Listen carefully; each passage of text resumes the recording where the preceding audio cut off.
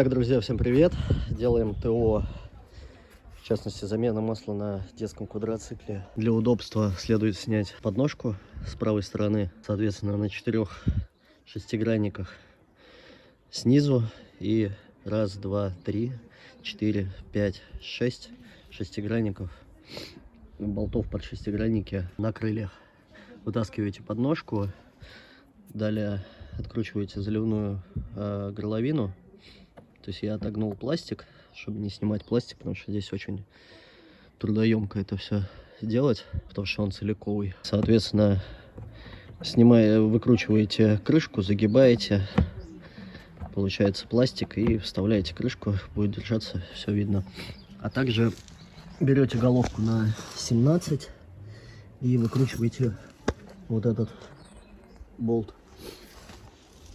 Это для слива масла. Прежде чем сливать масло, нужно квадроцикл прогреть до рабочей температуры.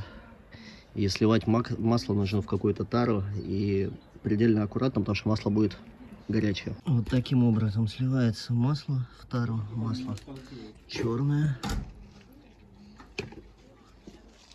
Добрый день, дорогие друзья. Меня зовут Игорь Аверьянов, и я активно занимаюсь ремонтом, техническим обслуживанием, дооснащением и выкупом квадроциклов, снегоходов, гидроциклов, болотоходов, а также крупной садовой техники.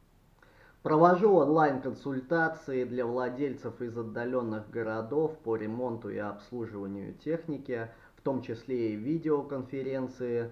Также осуществляю выездной сервис по обслуживанию, дооснащению и ремонту техники на территории Санкт-Петербурга и Ленинградской области. Веду YouTube-канал Аверс Гараж по ремонту и обслуживанию техники самостоятельно, а также помогаю выявить и решить проблемы по наиболее распространенным болячкам